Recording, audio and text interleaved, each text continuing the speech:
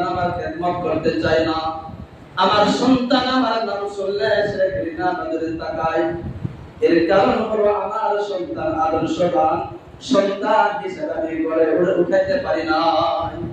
আমার সন্তান আমি ঠিকই বড় করেছি, আদর্শবান সন্তান হিসাবে আমি আমার সন্তানকে গড়াতে পারি না, বিদায় আজকে আমার সন্তান আমাকে দেখে না।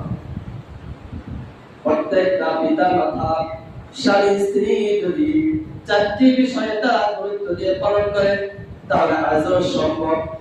বড় পীর আব্দুল কাদের জিলানী রাহমাতুল্লাহ আলাইহির মতো, জুনায়েদ বাগদাদী রাহমাতুল্লাহ আলাইহির মতো, বাইজিদ বুস্তামি রাহমাতুল্লাহ আলাইহির মতো আল্লাহর ওলি বর্তমান জীবন দুনিয়াতে ভবিষ্যৎ হওয়া সম্ভব। হযরতুল আল্লাহ হযরত আশরাফ আলী থানভী রাহমাতুল্লাহ আলাইহি তিনি বলেছেন, দুনিয়া থেকে নবুয়তের দরজা বন্ধ করে দিয়েছেন আল্লাহ রাব্বুল আলামিন। কিয়ামত পর্যন্ত দুনিয়াতে কোনো নবী আসবে না, নবীর দরজা বন্ধ, ইস্তেহাদের দরজা আল্লাহ তাআলা বন্ধ করে দিয়েছেন। তবে আল্লাহ ওলি হওয়ার দরজা বন্ধ করা যায় নাই। বর্তমান যুগে যদি প্রত্যেকটা তাদের যদি আদর্শ সন্তান হতে পারে, বা ওই সমস্ত পিতা মাতাদের গর্ভ থেকে দুনিয়াতে আল্লাহ হিসেবে সন্তান ভবিষ্যৎ হওয়া সম্ভব। তবে বিষয় হলো প্রত্যেকটা পিতা মাতা প্রত্যেকটা স্বামী স্ত্রীর জন্য চারটি বিষয় গুরুত্ব দিতে হবে, অনেক গুরুত্ব দিতে হবে। এক নম্বর, পিতা মাতা দিনদার হতে হবে।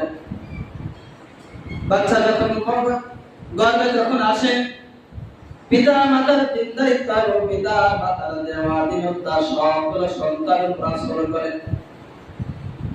পিতা মাতা যদি দিনদার হয় সন্তানও দিনদার হয়, আর পিতা মাতা যদি বদকার হয়, গুনাহগার হয়, ফাসিক ফুজ্জার হয়, আল্লাহ তাআলার নাফরমানিতে লিপ্ত হয়, তাহলে এই ঘর থেকে নেককার সন্তান হওয়ার কোনো আশা করা যায় না।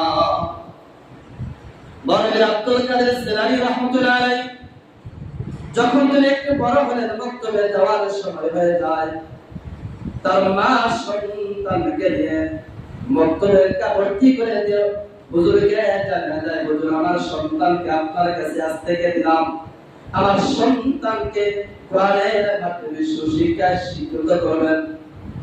এই বলে মা চলে যায়।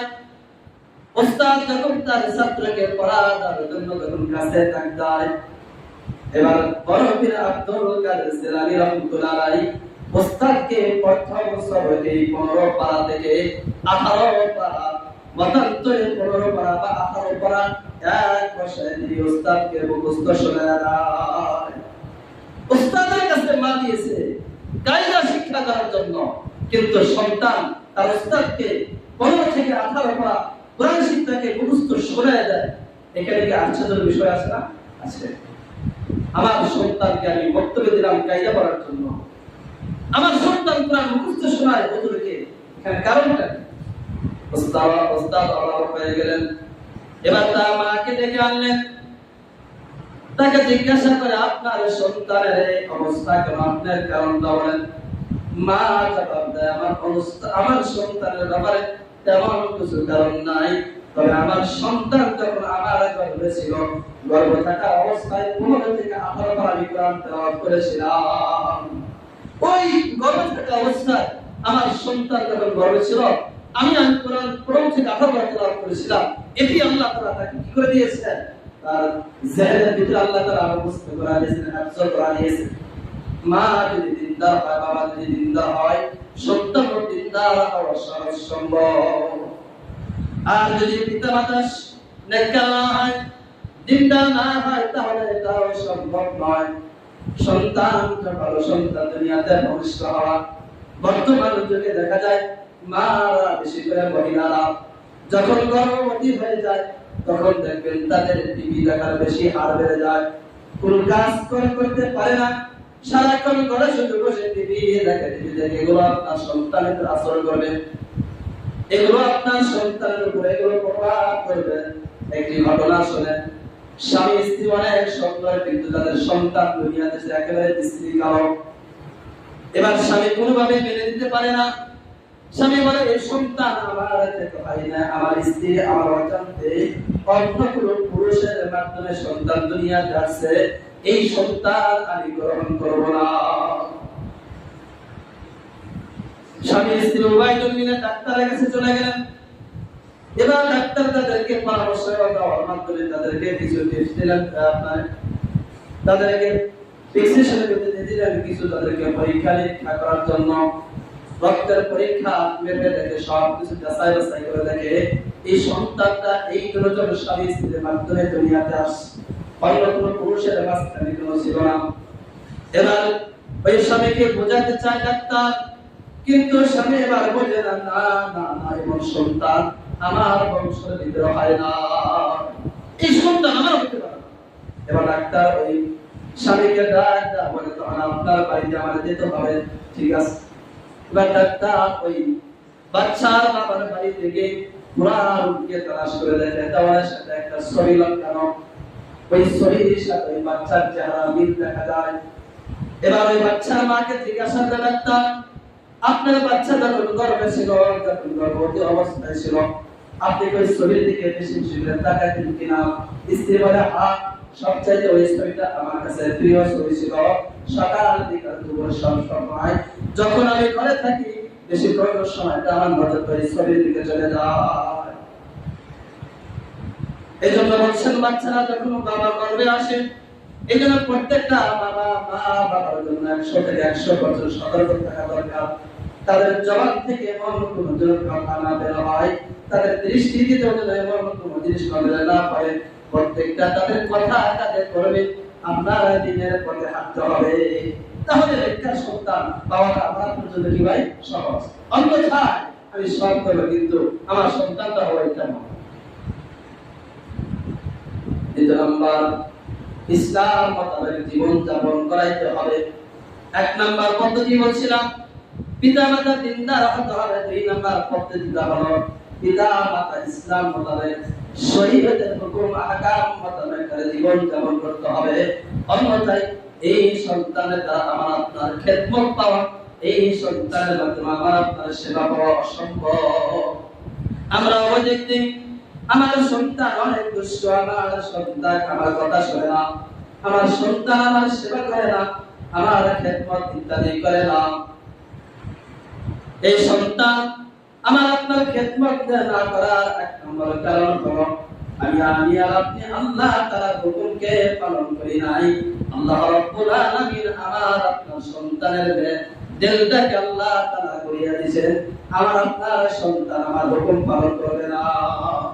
আমি আল্লাহ তাআলার হুকুম পালন করি না, আমার সন্তান কি হুকুম পালন করবে?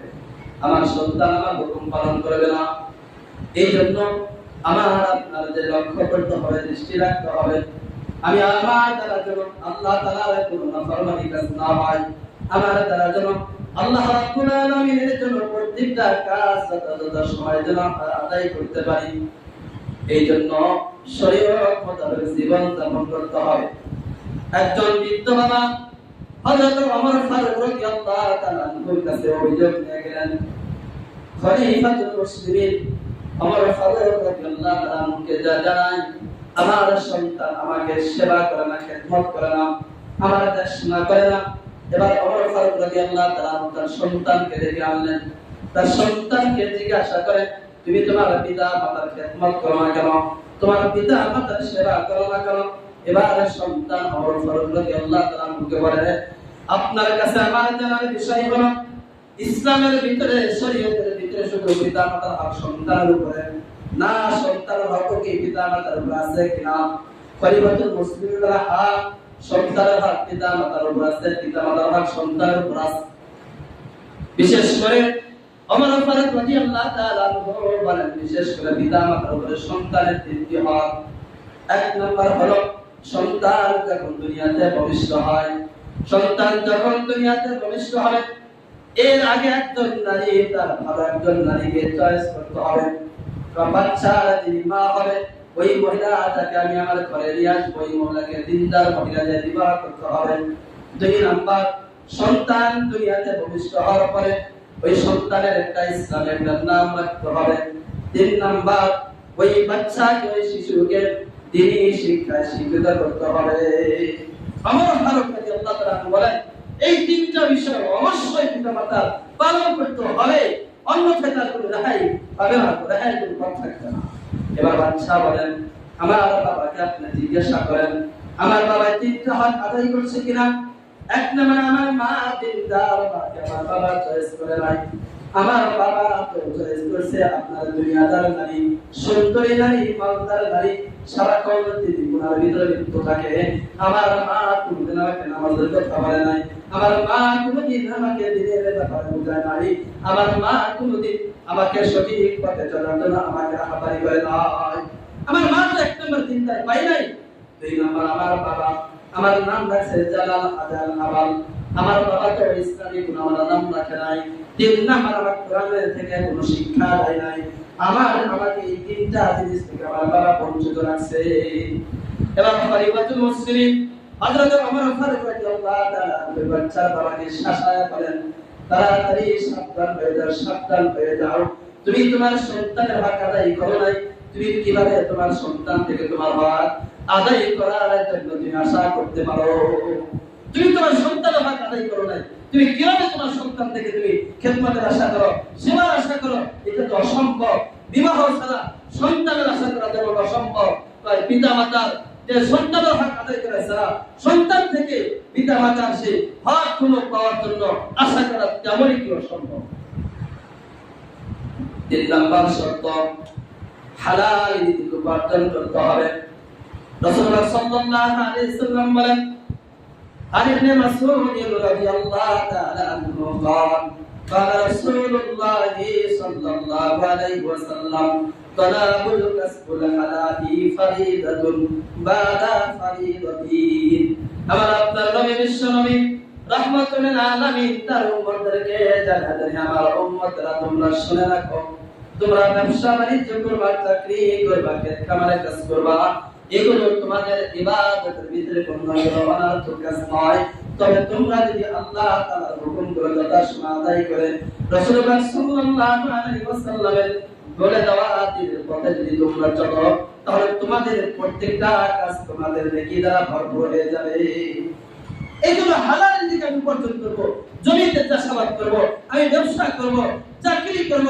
যদি এখানে কোন হারাম মাল যদি না প্রবেশ করি, আমার ব্যবসাটাও ইবাদতের ভিতরে গণ্য, আমার চাকরিটাও ইবাদতের ভিতরে গণ্য, আমার ক্ষেত খামারে কাজ করাটাও ইবাদতের ভিতরে গণ্য হবে, যদি মাঝখানে যদি আমি অবৈধ কোনো জিনিস প্রবেশ না করি। এই জন্য হালাল রিজিক উপার্জন করাও এটাও কি আপনার রাসূলুল্লাহ সাল্লাল্লাহু আলাইহি ওয়াসাল্লাম বলেন এটা একটা ফরজ। আর কোন ব্যক্তি যদি হালাল রিজিক উপার্জন করা থেকে একেবারে আপনার অনুসন্ধান করে শুধু ঘরে বসে থাকে আর গুনার কাজে লিপ্ত হয়, মানুষের কাছ থেকে বলে আমার রিজিকের কোনো ব্যবস্থা নাই, মানুষের কাছে সুদ ঘুষ ইত্যাদি খাওয়া শুরু করে, তাহলে তো সে ব্যক্তি খরচ করার জন্য হবে। আল্লাহ রাসূল সাল্লাল্লাহু আলাইহি ওয়াসাল্লাম বলেন চতুর্থ নম্বর যে দায়িত্ব ছিল পিতামাতার উপরে, হারাম মাল থেকে তার বাঁচতে হবে, হারাম মাল উপার্জন থেকে তার বাঁচতে হবে। আল্লাহ রাসূল সাল্লাল্লাহু আলাইহি ওয়াসাল্লাম বলেন মান ইশতারা সাওবান বিল আশরাতি দারাহিমা ওয়া ফীহি দারহামুন হারামুন লা ইয়াকবালুল্লাহু সালাতা মা দামা আলাইহি। আল্লাহ রাসূল বলেন যে ব্যক্তি একটা জামা সে বাজার থেকে ক্রয় করে নিয়ে আসছে 10 টাকা দিয়ে, এর ভিতরে তার 9 টাকা হালাল ছিল, 1 টাকা শুধু হারাম। আল্লাহ রাসূল বলেন যতদিন পর্যন্ত ওই ব্যক্তি জামাটা দিয়ে নামাজ আদায় করবে, ইবাদত বন্দেগী করবে, ততদিন পর্যন্ত আল্লাহ তাআলা লা ইয়াকবালুল্লাহু সালাতা, আল্লাহ তাআলা এই ব্যক্তির থেকে কখনো তার নামাজকে কবুল করবেন না। আমার 10 টাকার ভিতরে 9 টাকা হারাম, 1 টাকা 9 টাকা হালাল, 1 টাকা হারাম ছিল। রাসূল বলেন লা ইয়াকবালুল্লাহু সালাতা, আল্লাহ তাআলা তোমার নামাজকে কখনো কবুল করবেন না। সাহাবা কেরামরা দেখেন, সাহাবা কেরামদের ইতিহাস পড়ে দেখেন, একেবারে এক সাহাবীদের ঘটনা পড়ে দেখেন, তারা হারাম মাল থেকে কতদূর সতর্ক থেকেছেন, তারা বেঁচেছেন। হযরত খলিফাতুল মুসলিমিন হযরত ওমর ফারুক রাদিয়াল্লাহু তাআলা আনহু তিনি তার জনগণের খোঁজ খবর নেওয়ার জন্য যখন ঘর থেকে বের হলেন, একটি বাড়ির পাশ দিয়ে অতিক্রম করতেছিলেন, হঠাৎ করে দেখে এই ঘরের ভিতর থেকে দুজন নারীর আওয়াজ পাওয়া যায়। হযরত ওমর ফারুক রাদিয়াল্লাহু তাআলা আনহু এই ঘরের পাশে দাঁড়িয়ে তাদের আওয়াজগুলো শুনতেছিলেন। মা তার মেয়েকে ডাকতে বলেন, তার মেয়েকে ডাকতে বলে, মেয়ে আজকে তুমি দুধের ভিতরে একটা পানি মিশ্রিত করে দিবা, যেটা আজকে আমাদের দুধ কম হয়েছে, যেন বাজারে গিয়ে আমরা বিক্রি করে আমাদের প্রয়োজন মেটাতে পারি। মেয়ে যখন মার কাছ থেকে কথা শোনেন, মেয়ে তার মাকে জবাব দেয়, না না আমি পারবো না। খলিফাতুল মুসলিমিন হযরত ওমর ফারুক রাদিয়াল্লাহু তাআলা আনহু নিষেধ করেছেন দুধের সাথে পানি মিশ্রিত করার জন্য, আমি কখনো এই কাজ করতে পারবো না। মা তার সন্তানকে বলেন, হযরত ওমর ফারুক রাদিয়াল্লাহু তাআলা আনহু নিষেধ করেছেন, হ্যাঁ বলেন, তবে এখানে তো খলিফাতুল মুসলিমিন উপস্থিত নাই, এই ঘরের ভিতরে একমাত্র আমি আর তুমি এই জায়গায় উপস্থিত, আর অন্য কেউ নাই, তুমি পানি মিশ্রিত করলে খলিফাতুল মুসলিমিন জানতে পারবে না। এবার মেয়ে জবাব দেন, খলিফাতুল মুসলিমিনের যিনি মালিক আছে আল্লাহ, ওই আল্লাহ তাআলাকে ফাঁকি দেওয়া সম্ভব নয়। তাই এমন আল্লাহ তাআলা যেই জায়গায় দুনিয়ার কোনো মানুষ নাই, নির্জনে ঘরের ভিতরে অন্ধকার ঘরের ভিতরে যদি আমরা কাজ করি, আমার মাওলাকে ফাঁকি দেওয়া সম্ভব নয়। যখন মেয়ে কথা বলছে, মা খলিফাতুল মুসলিমিনের ওমর দেখতে না, ঠিক আছে, ওমরের যিনি মালিক আছে আল্লাহ রাব্বুল আলামিন, ওই আল্লাহ তাআলাকে ফাঁকি দেওয়া কখনো কিনা সম্ভব নয়।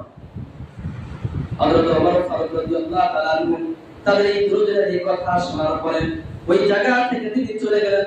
ফজরের নামাজ আদায় করার পরে তার উদ্দেরকে পাঠিয়ে দিলেন, যাও অমুকের বাড়ি থেকে ওই নারীকে ডেকে নিয়ে আসো। তাকে ডেকে আনার পরে তার অবস্থাকে জিজ্ঞাসা করেন। হযরত ওমর ফারুক রাদিয়াল্লাহু তাআলা আনহু ওই কন্যাকে নিজের সন্তানের সাথে বিবাহ বন্ধন করে দেন। এটা তারা কত আপনার হেফাজত করেছে, তারা হারাম মাল থেকে বাঁচার জন্য। আপনার দুধ পুরাটা হালাল ছিল, একটু পানি মিশ্রিত দেওয়ার কারণে এটা পুরাটা বেচাটা